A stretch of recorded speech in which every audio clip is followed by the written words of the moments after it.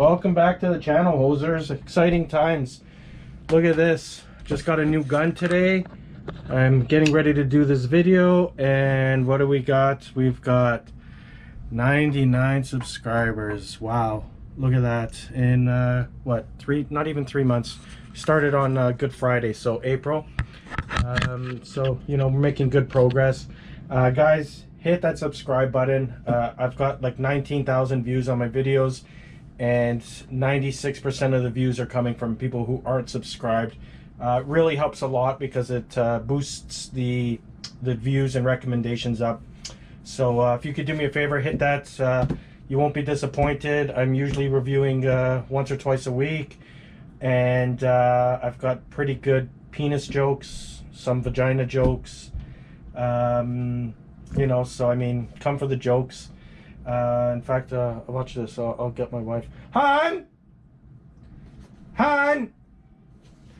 So today I picked up this Ruger. I picked up the PC carbine because I'm gonna say, guys, the Canadian version of the FX-9 I really do not like. What do you want? So the doctor said I was approved for that radical surgery to get my penis to 8 inches. What? Maybe you and all your brothers combined. He told me I just have to fold it in half. Ew. Dinner's ready, by the way. Thanks. Before we open this, I'm just going to show you the problems I have with this FX-9. I'm sure this is just isolated incident. I spoke with their warranty center, and you know, they've had no issues with this before. Nobody on YouTube has issues with this. However, after the first range visit, it wasn't locking back, and you'll see it. I might even roll video in.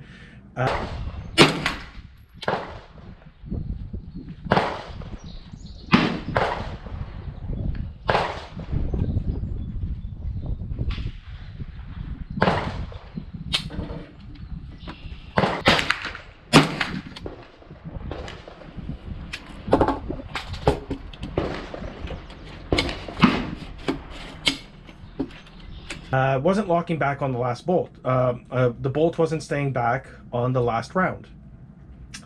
So I started looking a little bit closer, and in here I could see that the spring was pinched.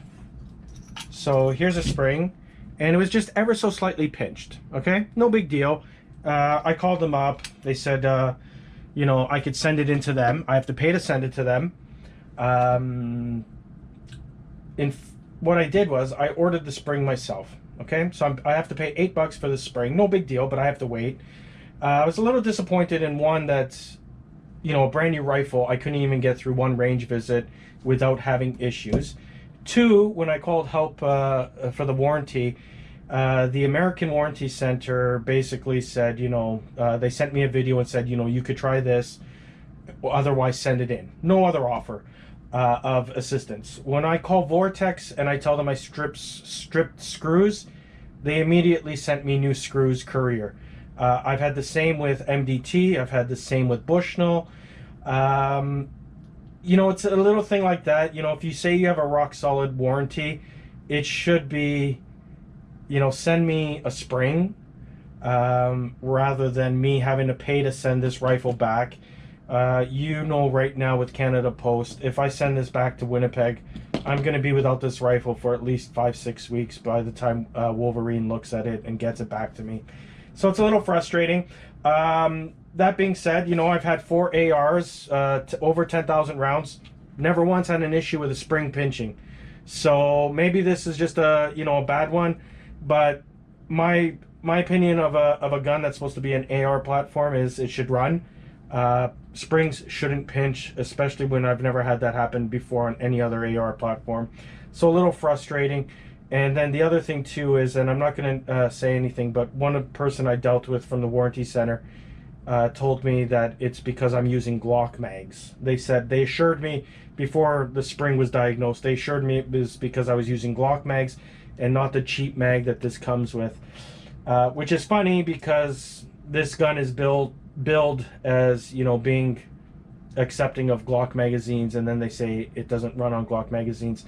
despite everyone on YouTube running it perfectly with Glock mags. So nevertheless, I ended up buying this one. we'll deal with that one later, and I'm probably gonna sell it if I'm being honest, because first impressions on this Ruger were very pleasant. I picked this up this morning, and I was really impressed with it. I'm gonna take this, hopefully it's not too shaky, but you know, packaging much better, but again, we don't care about packaging. We're buying a rifle, so you know, a bunch of stickers, warranty card, whatever. What I liked about this, what caught me off guard, so here's the Glock magazine. This is a nice touch. This is what I was really surprised with this morning. They throw in an M-Lok Picatinny rail, and it feels aluminum. Such a nice touch.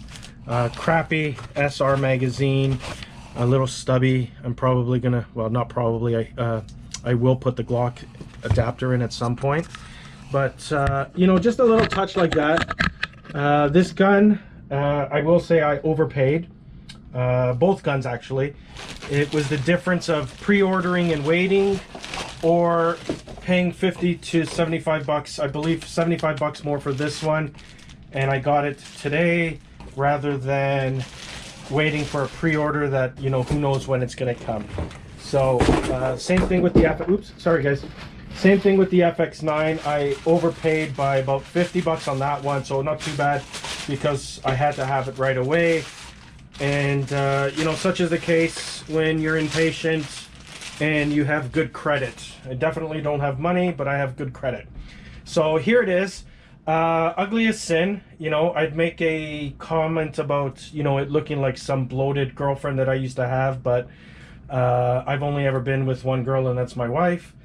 And if we're being honest, I'm the only bloated, ugly one that resembles this. So, you know, it is what it is. You know, they had to make it, so I believe they call this the Canadian version. So I'm not sure if it looks the same in the States.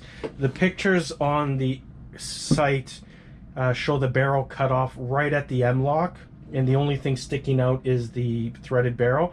But again, because this is the Canadian site, you've got those extra few inches. What is that? That's like 8 inches, right, guys? Yeah, I mean, that feels like 8 inches. So here it is. So two quick things. I want to keep this video short because I'm actually going to the range tomorrow morning. We're gonna run it with a EOTech, and we'll see how that goes. The only things I'm going to do before I run it are switch the Glock magazine, and I'm going to flip this because I kind of think that this charging handle, because this gun doesn't have a bolt release, should be on this side, just because that's what I'm used to. I think it'll be a little bit more AR-esque, because with an AR I usually charge the charging handle with my left hand. So I'm going to flip that and the Glock mag. And this is a takedown model, so I believe you just push that and twist. I cut myself earlier just trying to put the bipod together.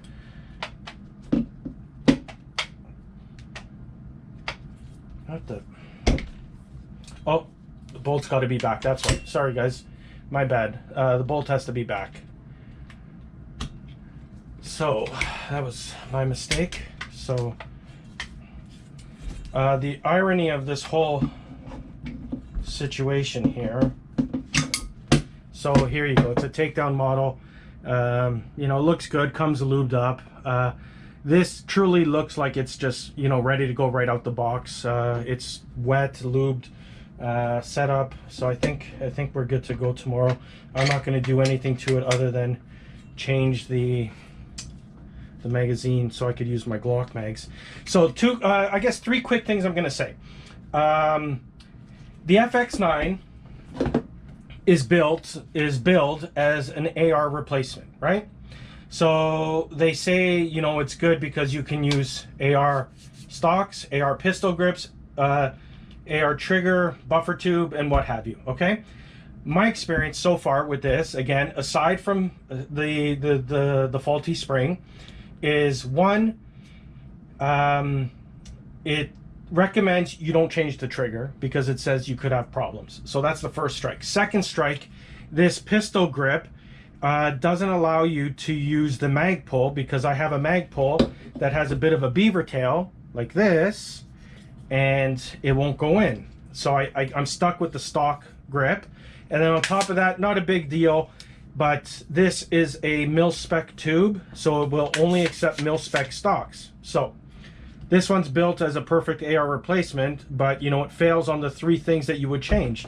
And then you have this Ruger, which is just, you know, a Ruger that's trying to do be its own thing. And 1, you can put any AR grip on it.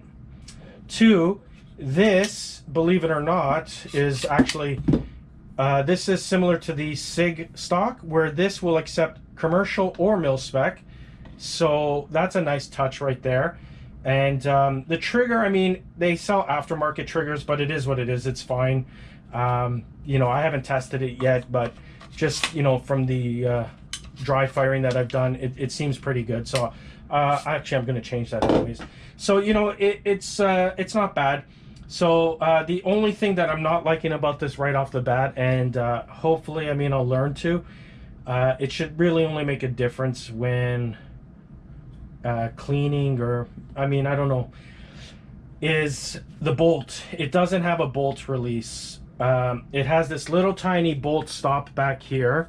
So I said bolt stop, and the stupid GoPro STOP'd.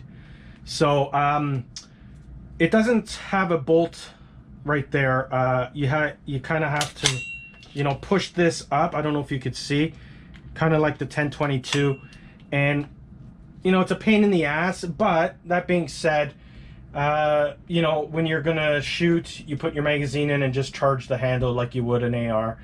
Not a deal breaker. To be honest, if it runs and works, I could live with that. Whereas what I can't live with is a brand new rifle that that, you know, is designed such that a spring could get caught and doesn't work well with Glock mags, which is the whole reason I bought it. So just initial glance, the gun is well built. It looks really durable. I have fired this in the regular rifle chassis, just, you know, the first platform that they put, and it was fun to shoot. That one compared to the FX-9, I definitely prefer the FX-9, but we'll see what it does with a pistol grip and an M-Lok rail with a, I'm going to be running the EOTech foregrip, and I might even do a little bipod work, put this on a bipod and try to shoot it out to 100. It's never really shot 100 yards with a 9mm, so we'll see.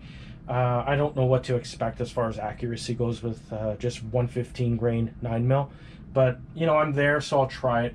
So anyways, guys, let me know if you have any questions, and I will try to, if I get to them today, I will try to address them tomorrow at the range. But hopefully by tomorrow I should have some shooting footage of this and let you know how it functions. Okay, guys? Thanks.